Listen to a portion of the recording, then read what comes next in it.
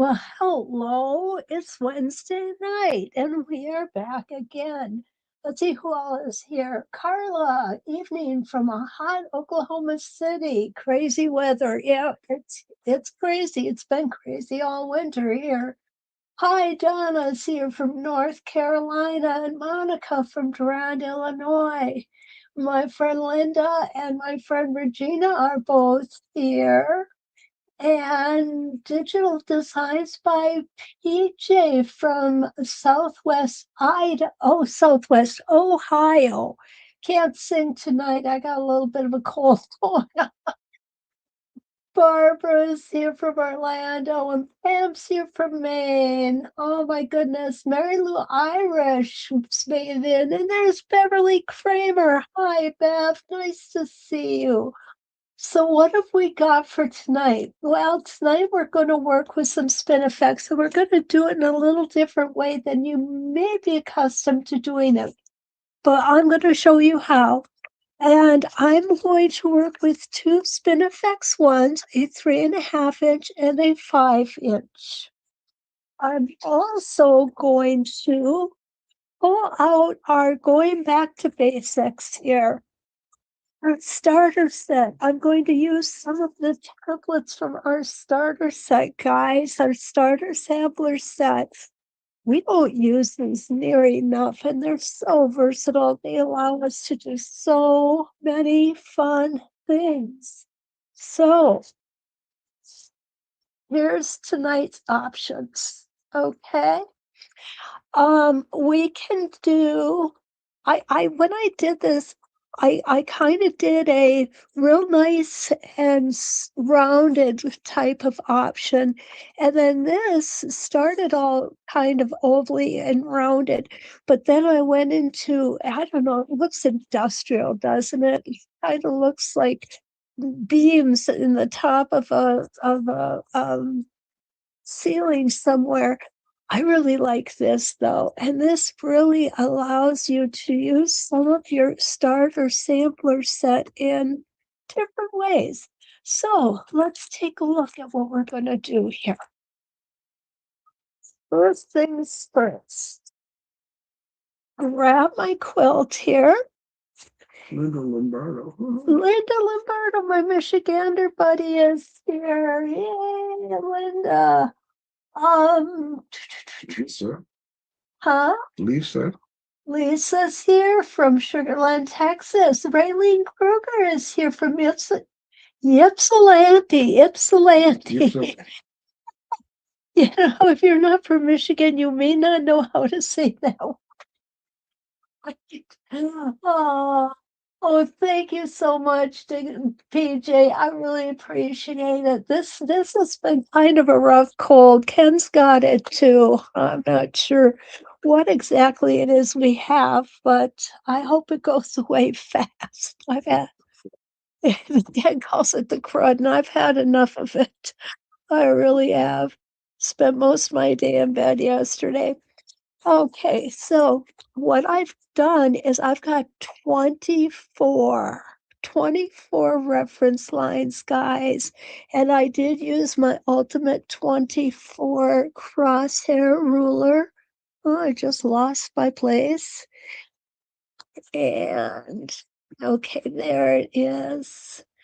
And push it in from the front and then push it back in from the back. It just makes a whole lot of sense. It's so much easier.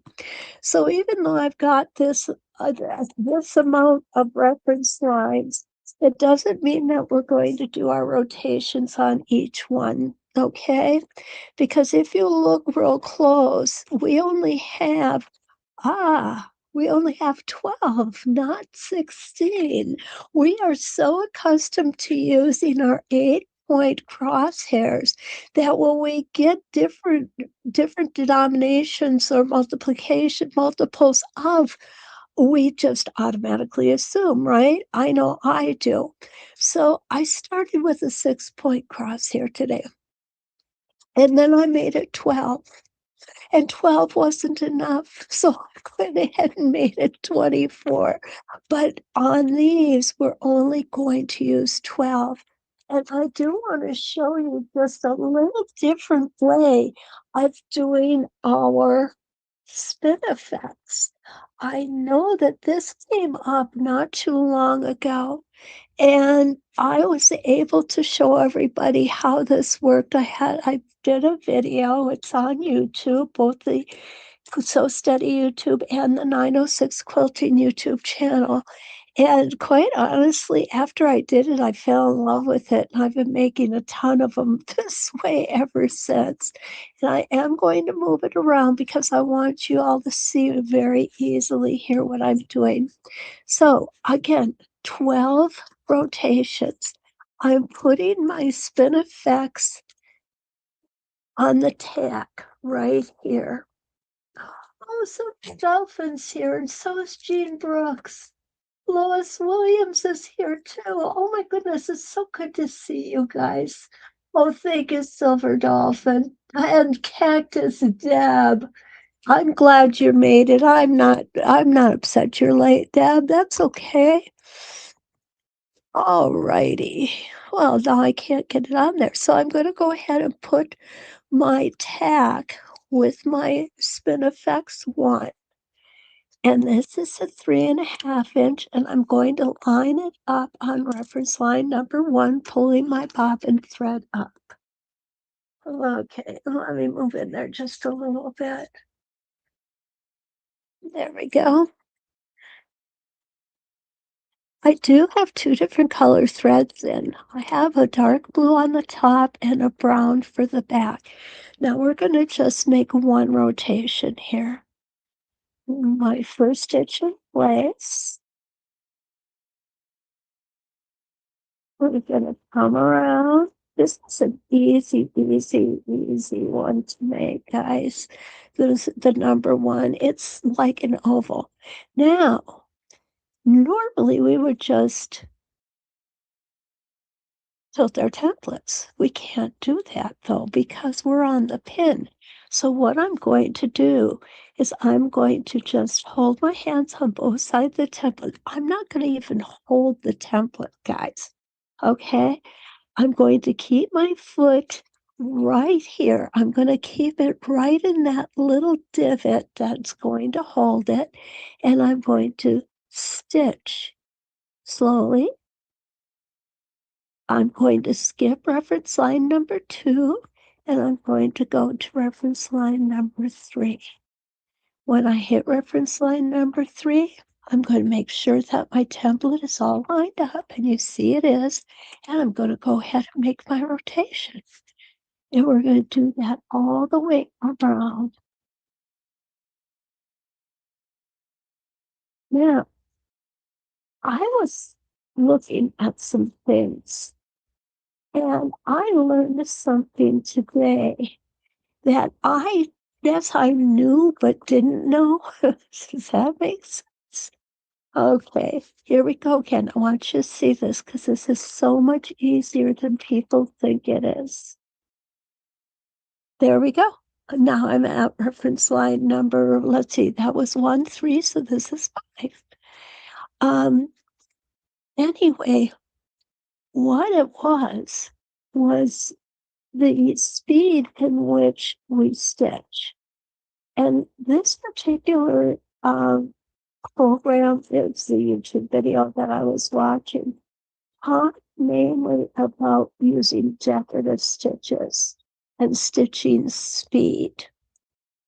And it made sense to me when they said you should slow down a little bit. And I started thinking our ruler work is very similar to that. We're going in all different directions. So if we slow that speed down, we're really keeping our stitches so much better. There we go. 2. There we are. And we're going to make another one. I know it's a lot of twisting and turning, but it's worth it for you all. You deserve it.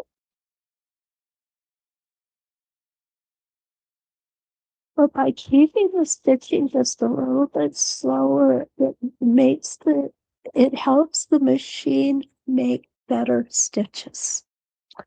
I just love it when I learn something new. Let's see. Chatterbox. Chatterbox, Kim is here. Hi, Kim. Good to see you. Honored that you're here. Kim from Chatterbox Quilts. Oh, Yeah. Okay, there we go. And I think, Kim, it might have been, no, it wasn't your talk last night that I saw, or was it, that talked about specialty stitches and slowing ourselves down a little bit. Kim was on last night with Janome of Canada. It was a very enjoyable show. Go. And I'm going to go ahead. I'm not going to move my quilt around now. I'm just going to go ahead and I want you to see that this is doable. she did mention that last night. Yeah. She did? Yeah. Okay, thanks, Kim. So there we go. Yeah, it was a very enjoyable show last night. There we go. And once you get this, I'm going to be honest with you, the first few times I did my spin effects on the tag, I was a little uncoordinated. But then again, and I'm going to admonish Ken not to say anything, I tend to be uncoordinated anyway.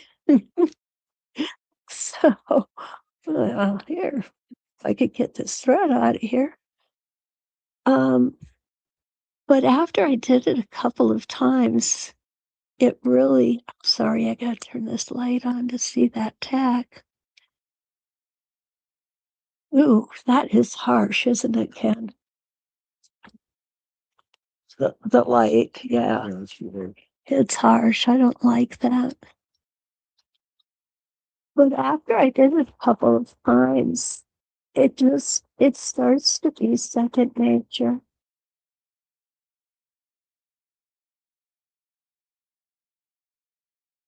There we go. We only have a few more to do.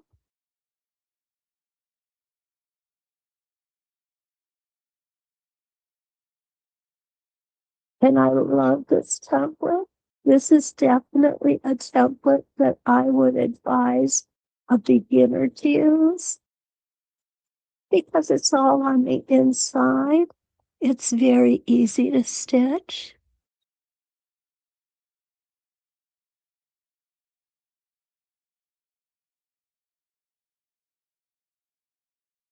Now, what you might notice too, when you look at my lines here, some of my lines are white, some of my lines are black. It depends on my fabric that I'm using for my background fabric.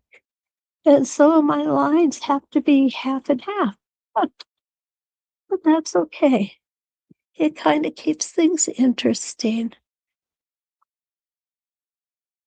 And it's been a while since I mentioned this, but I do use RK embroidery tape to keep my gates in place. Now, for those of you who are a little newer to ruler work, you probably don't have as many templates with gates. You probably have more with needle channels. And I'm not going to even discuss that with my husband sitting here, how much it would cost me to go ahead and replace all of my templates with what's with needle channels because it's just not reality, I guess. But whoops, I came off of there. But I love it when I get new templates. There we go. Carla says she thinks she's going to mark the tack hole and make it easier to see. Yeah. And Carla, you know what? Part of the problem I'm having is that I don't want to put the light on my machine because it's just too hard for you all to see what I'm doing. The reflection on the template. When I'm here by myself and I have it on, it's really not an issue at all.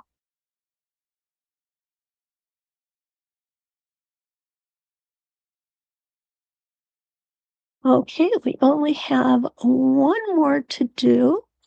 And then what we're going to do is we're going to change templates. There we go. That was 1, 2. Just had to double check, make sure.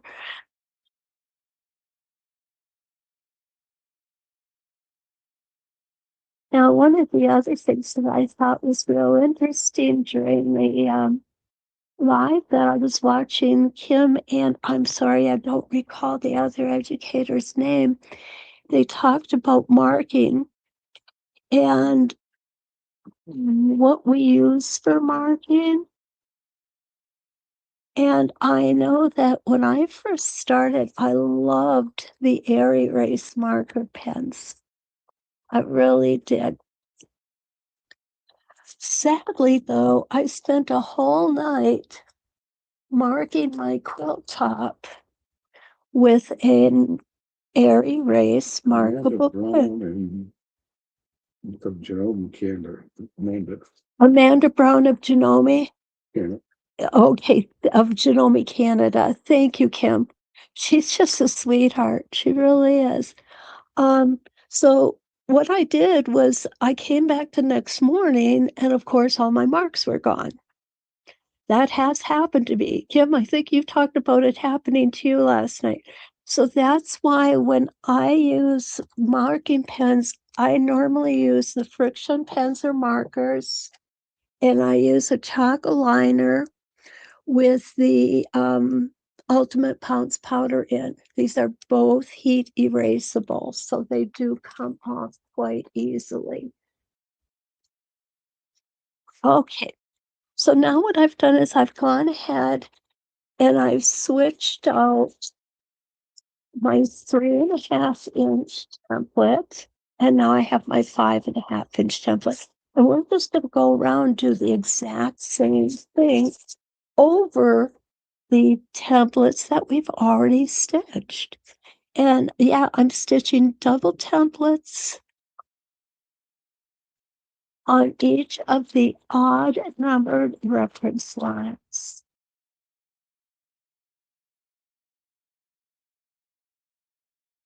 And around we go. Nancy Gonzalez from Florida. I'm sorry, Ken. Nancy Gonzalez from Florida. Hi, Nancy. Good to see you. Oh, Bonnie is here too. I didn't see it. I was, Bonnie must be over here, Ken. yeah, I'm only seeing. Yeah. Bonnie is a friend of mine from Green Bay. She works at one of my favorite quilt shops down there. And she is an in-store instructor. The girls are very lucky to have her down there.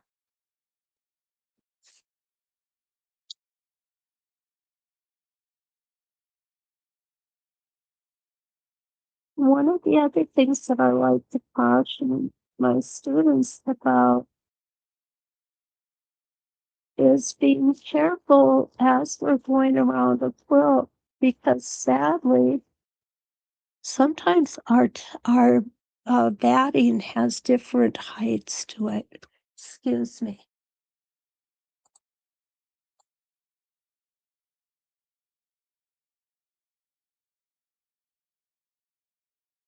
Okay, there we go. And you may have to just stop and adjust your foot a little bit. It's not the end of the world. I used to do it quite often. For those of you who've been watching me for a while with my 301, my foot used to come loose on a regular basis. And I don't know if y'all have noticed, but with the new foot that I have, this white foot, it doesn't come loose anymore, guys. I love it. It's a composite foot, 3D printed instead of a metal foot. These machines have a lot of vibration in them, these old machines. And I always felt it was a small price to pay, but with the new composite foot, I don't have anything to worry about.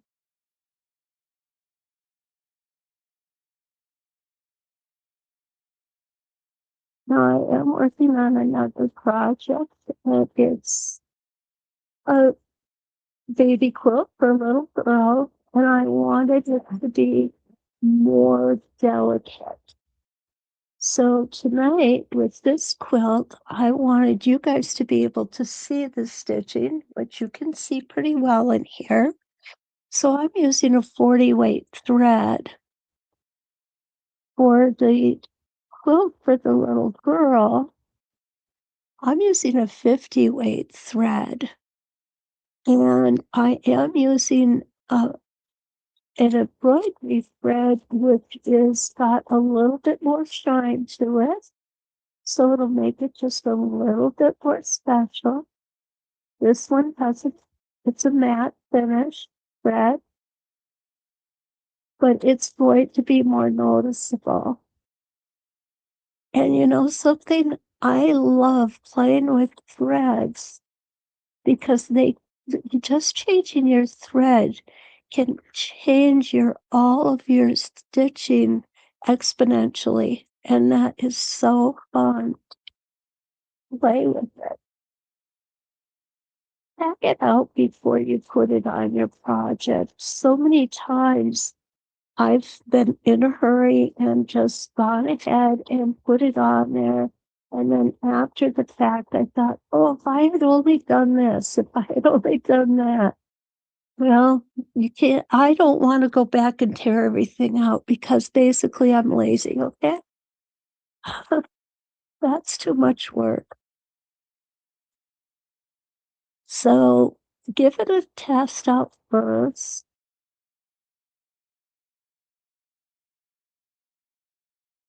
There we go. We're almost done with this part. Well, we're half done, okay?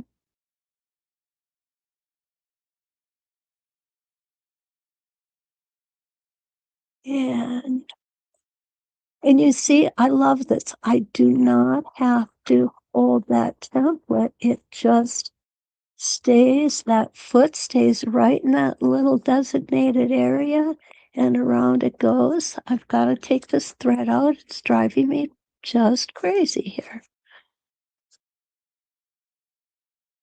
Okay, now you guys have seen me over and over and over again just snip threads off because normally I'm working on a practice sandwich. This is a real quilt. I don't want to just clip these threads off.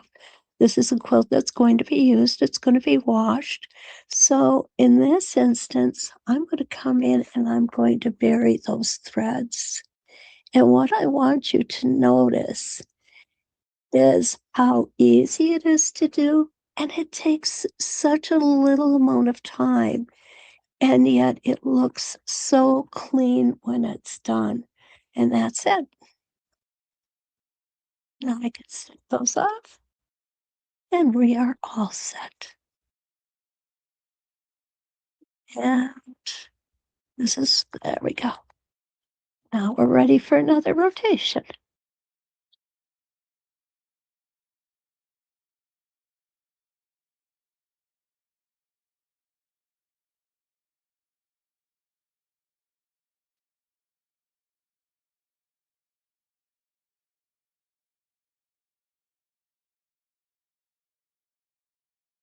Here we go. I find that just taking your time with these stitches when you're going from one reference line to the next really helps. Excuse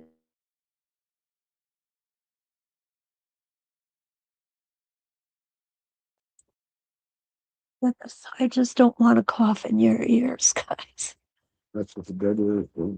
That's against it. That's why you get that air.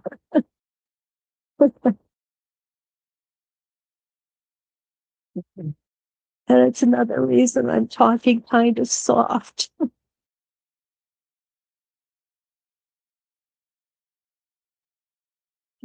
Of course, Ken probably wishes that I had this all the time so I wouldn't be talking so loud.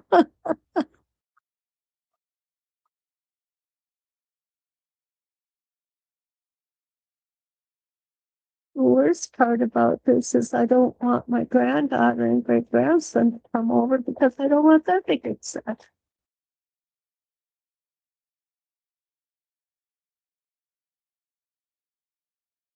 But as long as we can do things without direct contact, we'll be Your okay. huggy ring is up there, don't you? Huh? Your huggy ring.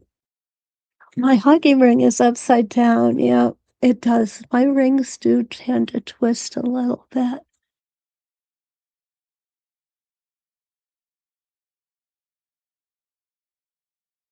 My huggy ring is from Ken, and he gave it to me so that even when he's not home, I always have a hug from him.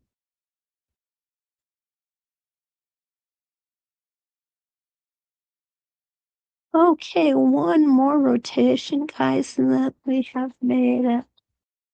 Now, one other thing that I want to mention is even though we have only one more rotation, we're still going to go ahead and stitch that circular portion to back to reference line number 1.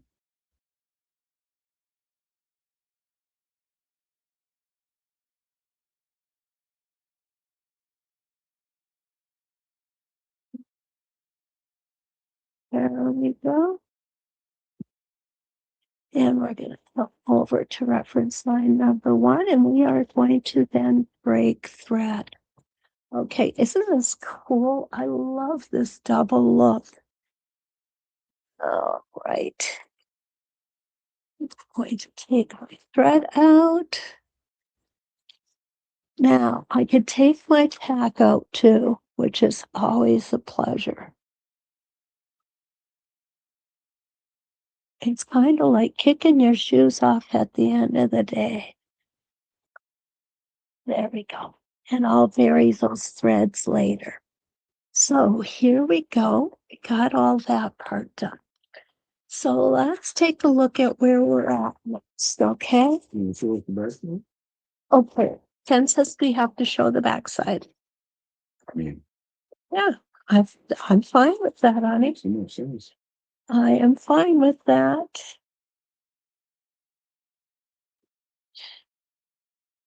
And there it is. There is our backside. Oh, we got some linked on there too. Oh, I just got a pop up over my screen.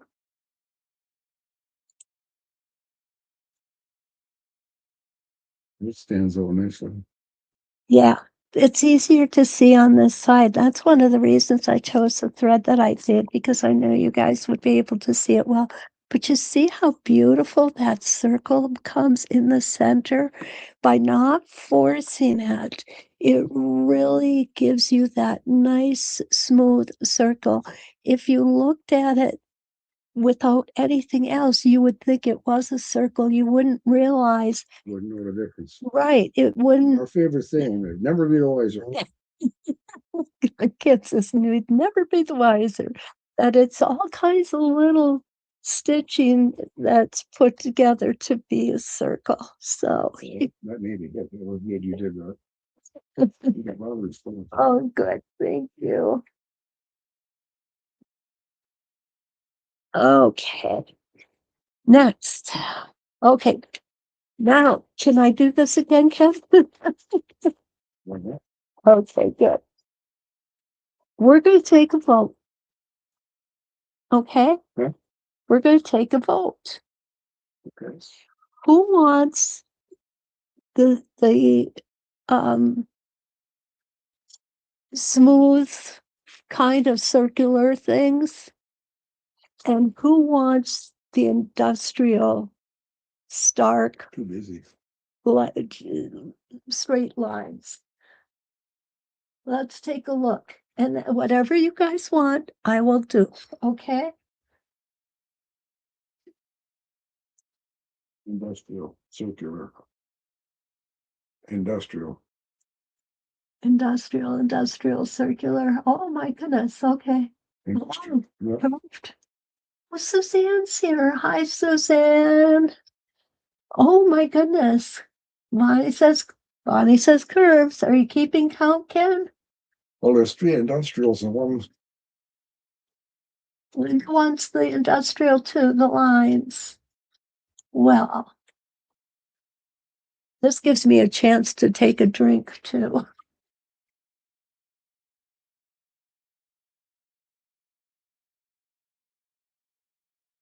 Okay, guys, it looks like we're going with the industrial, which is this one right here.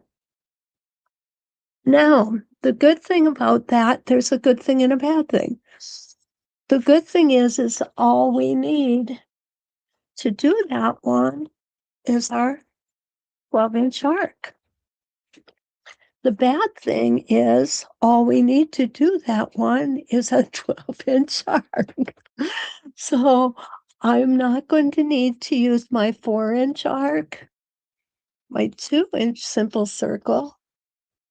Yeah, it's industrial. Yep, it's definitely industrial. Or my 3-inch clamshell. We'll just take that for the next time. Okay, guys? Hi, Diane. Good to see you. So happy you made it here. Okay, so one of the things so that we do have to do with this one is we have to do a little more marking.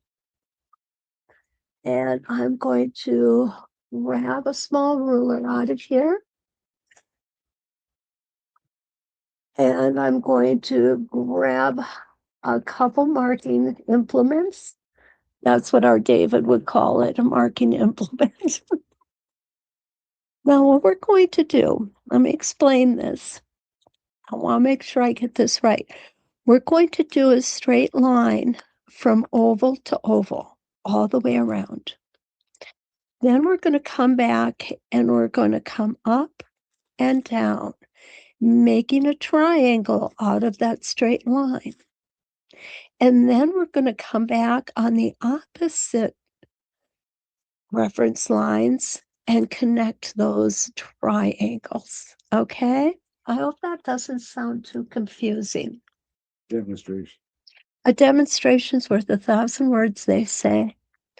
So what I'm going to do, and I don't need to do this on every single straight line.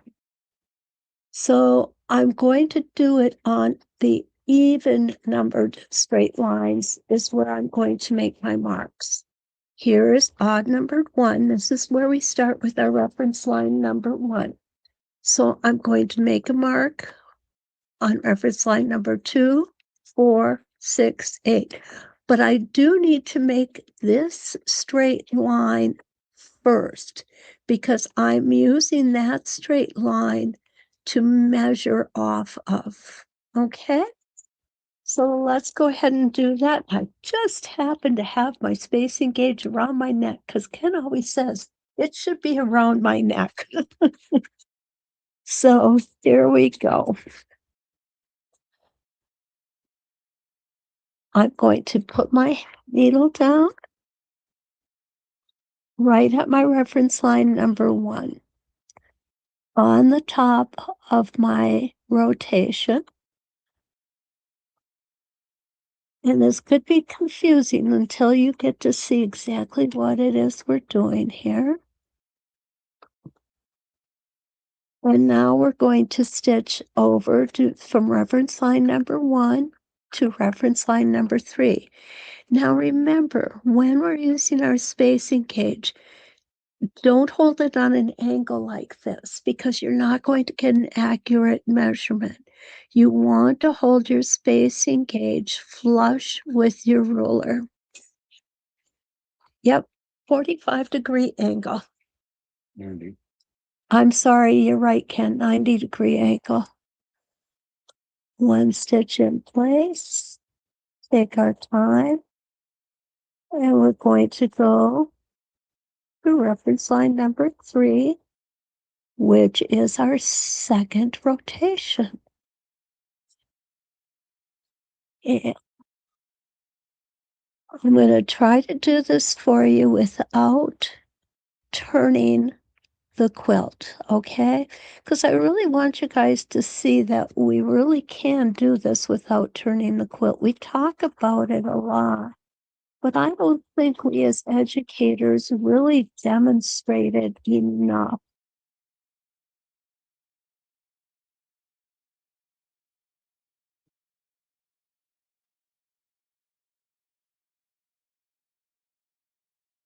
I love my spacing cage.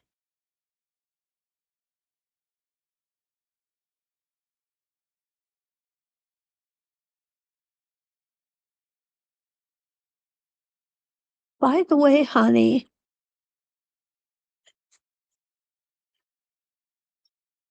you can thank Kim at Chatterbox Quilts for needing to go and buy me all that vodka too. It's her fault. Yeah, Kim's video is where I learned to make homemade basting spray, and I couldn't stand the smell of the rubbing alcohol, so I went and bought vodka instead. Kim, wasn't too long ago, we were out for dinner, and I said, "Can we stop at the liquor store?" Now, I don't drink at all, okay? So when I walked up to the counter with 2 bottles of vodka, there were a lot of heads turning in the liquor store. But we found cheap vodka works really good. It doesn't have that smell. Mhm. And Ken hates vodka, so I don't have to worry about him stealing. Uh, and flavored vodka does not leave a scent. I tried that too. Oh goodness. If you guys have never made your own basting spray, oh my gosh, it's awesome. Absolutely awesome. Go to Chatterbox Quilts on her YouTube channel, and Kim shows you exactly how to make it. It is easy to make, and it works like crazy. And if we're spraying off, it's really isn't fun. No, just don't drink it. I actually did have one of my I had one of my students actually think it was milk. She had it in the refrigerator and she drank a big gulp of it. Oh, Wanda. You serious? Yeah, she just didn't pay attention. Oh, I can't imagine. But Kim, I'm with you. It's not for drinking.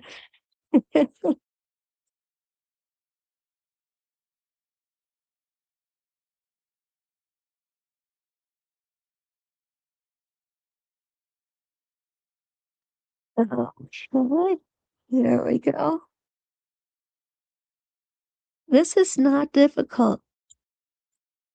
When I do these designs, basically what I do is I have a starting point and then I just keep going. I just start pulling templates out and I just keep going.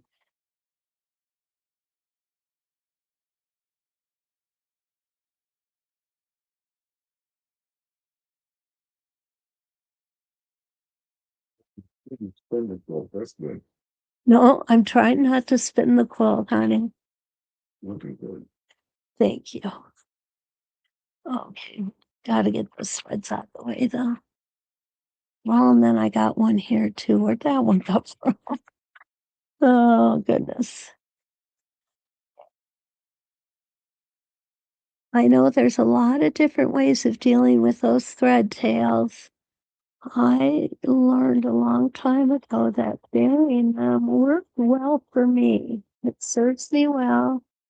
I find it's quite easy to do. And so that's after doing it a while, you find that it doesn't take all that long, even. Okay.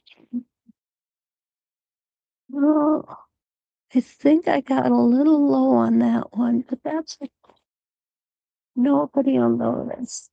20 degrees at some point. Yes, Kansas gotta miss that at some point.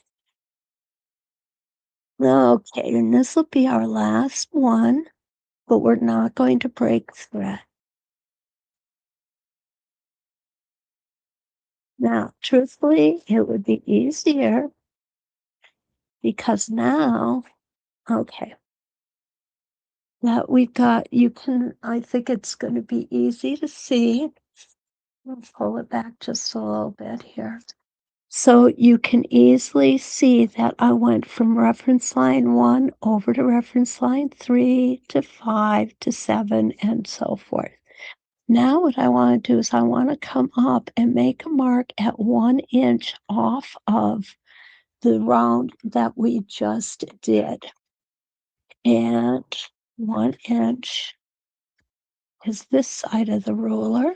If you want that at the peak. What do you mean the peak? Peak of the line. No, I want it here. Okay. Trust me. Yeah. Never trust somebody who says trust me. Isn't that what they say? And you can see why I couldn't make these marks earlier, because we have to have that line in order to make the marks. And this one I need a dark, or it's a dark, so I need my white chalk liner. This one as well.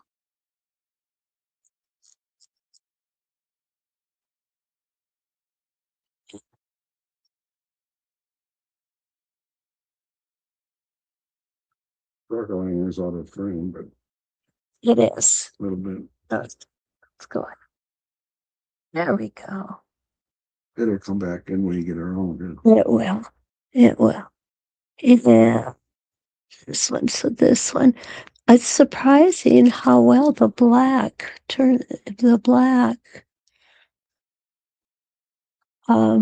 marking pen works on that red fabric. You wouldn't think it would, but it certainly does. And you don't have to be neat about this.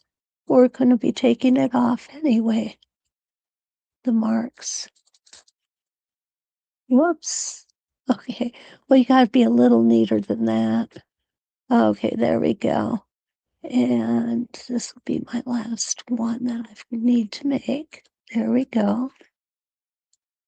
Perfect.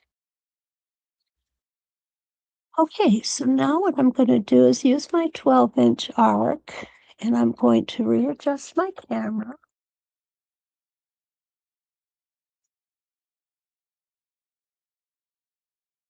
Okay. Gotta ask you guys. Somebody is unhappy here. Okay. All right, so now what I'm going to do is I'm going to go from reference line number 1 to the mark on reference line number 2 using my 12-inch arc. And again, I need to make sure that I use my spacing gauge. 1 stitch in place. Off we go. Okay, I didn't hit the mark perfect. It's okay. It really is. No one is ever going to be the wiser. And downward we go. And we are now going to hit the top of our rotation.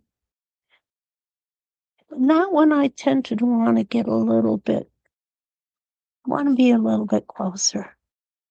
Okay. You see how easy this is, guys?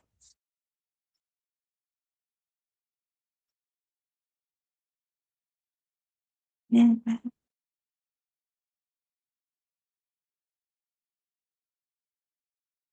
There, hit the mark perfect that time. And you can see that I would not be able to do this without my spacing gauge. Whoops, make sure that needle is in the fabric. I know I always say it, and then this time I didn't do it. You can really create havoc if it's not.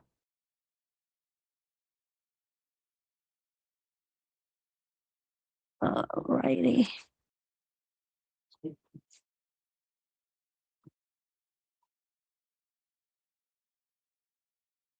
Now, this, when you get to this, where your template is behind your foot, this is where it's pretty easy when you're measuring to get this part of the template moved back a little bit.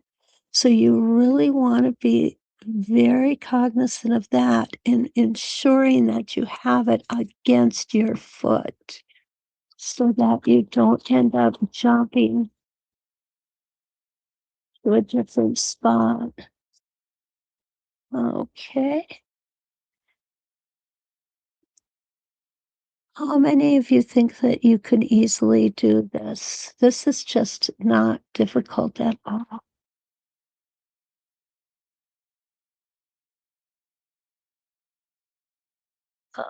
Right, here we go.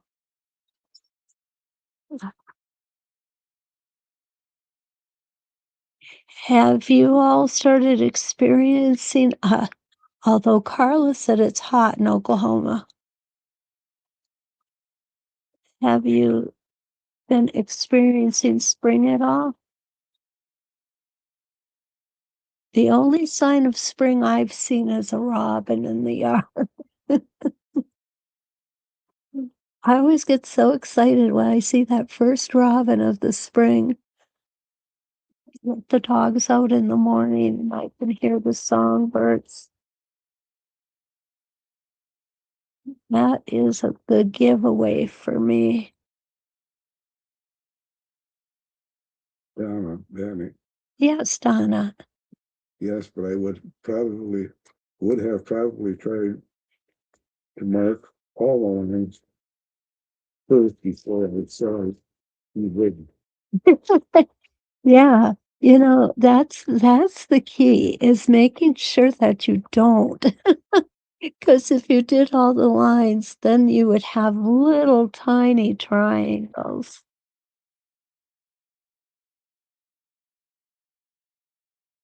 And that's the reason, Donna, that I do it on paper.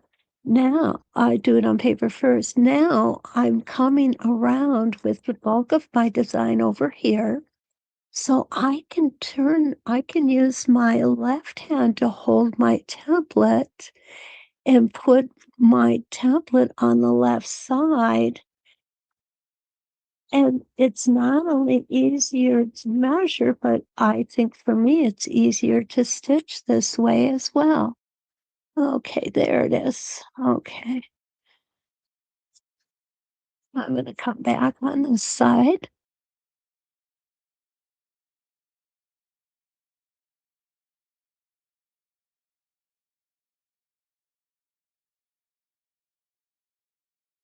And I know you might be thinking to yourself, my goodness, that's a lot of butsy work. Well, it's a journey, and I'm enjoying the journey. I don't do it because it's fast, and I try not to rush through. Of course, I've been told I don't rush through anything in life, right? I think what it was you said one time that I'm so far behind, I think I'm first. That's okay. That's not the worst thing to be.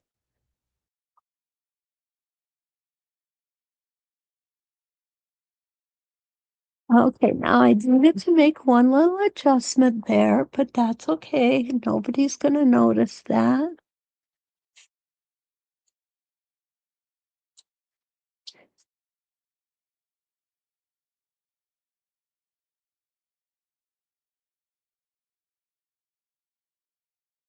Almost there. I'm just gonna turn this back a little bit. I got a little cattywampus. That's one of my technical sewing terms. And the alarm clock just went off. The alarm clock went off, huh? That means that Ken is going to have to leave the building. The doggies are Yes, valuable. they are good for a while, You ready to go? but only a while. Thank you for being here, Ken. That's fun. Yeah, it is fun. Okay, this is the one, guys. I don't know if you can see it really well. Let me, yeah, that works better. You can see that I came down into the oval here just a little bit. Not the end of the world. So what I'm going to do is I'm going to come down with my straight line. I am going to stop at the tip of the oval, and then I'm going to proceed to the next line. Okay?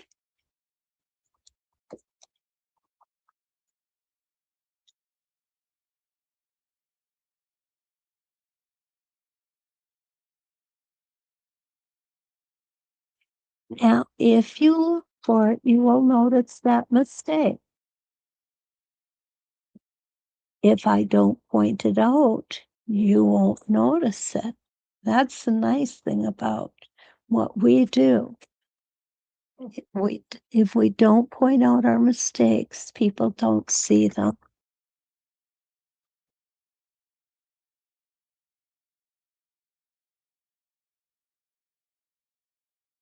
Okay, almost there.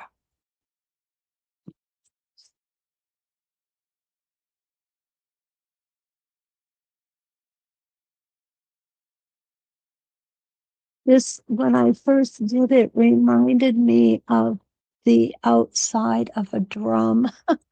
I don't know why. It just did. This is our last triangle now.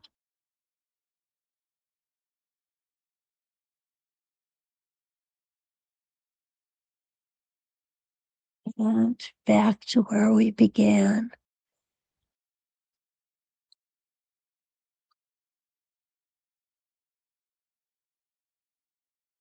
Now, this time we can break thread if we want. We don't have to. We can stitch up to here and come to the tip of that peak.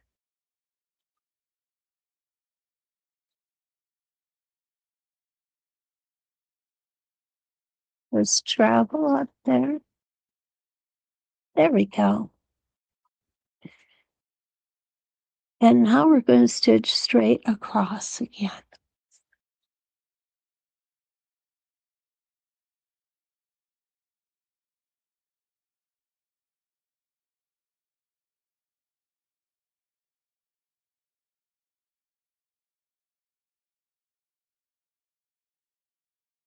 And we'll see just how quickly this all comes together.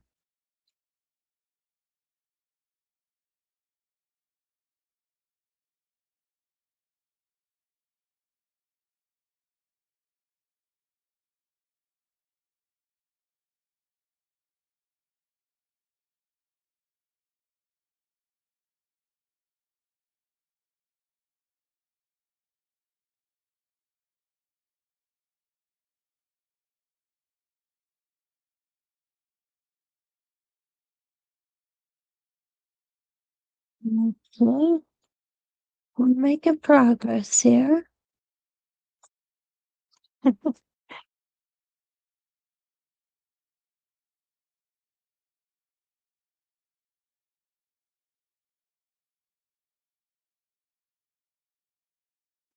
and I can hear the little ones outside protecting us from the neighborhood. Okay, here we go. I'm going to bring it over to the other side because it's easier. When I get over to this side of the block,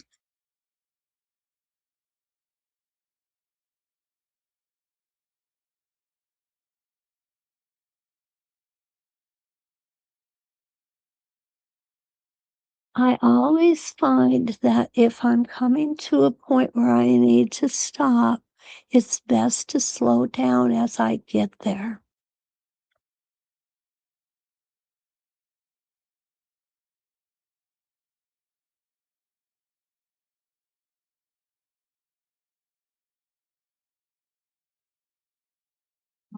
Okay?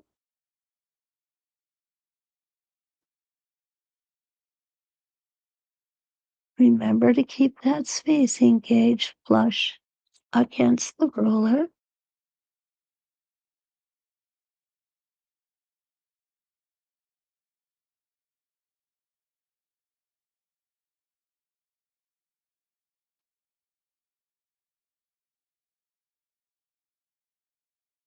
And I'm going to be honest with you guys. This isn't probably my favorite way of doing things, not turning the block, but it's important that we're able to do it this way.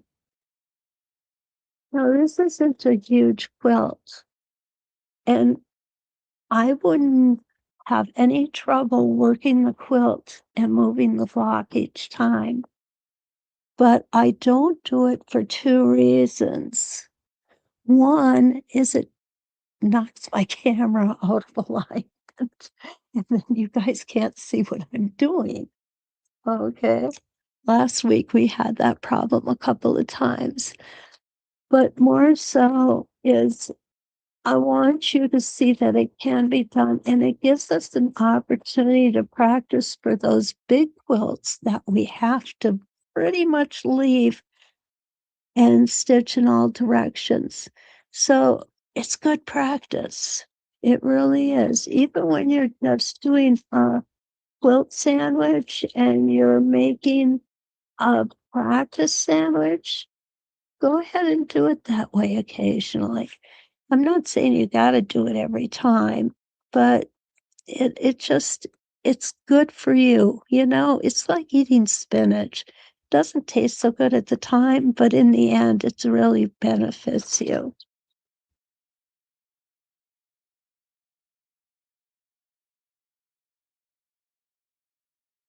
Although my daughter loves spinach.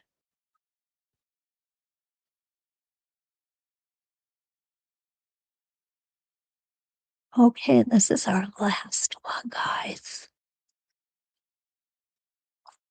And we're going to break some thread and we're going to take a look from the back side. There we go.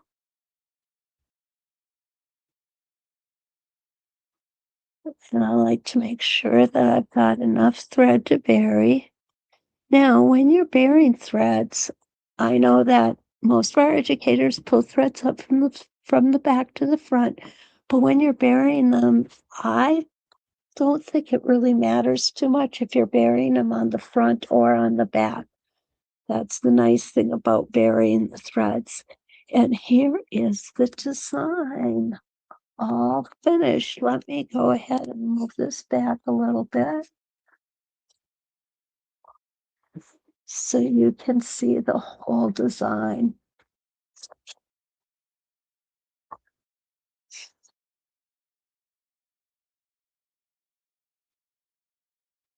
There we go. Sometimes takes a minute to focus. There we go. Oh, Bonnie likes this. Yes, Kim, it would make a wonderful template design. Absolutely. Oh, good. I'm glad you guys like it. Oh, Lee, I didn't see you come in. Hi.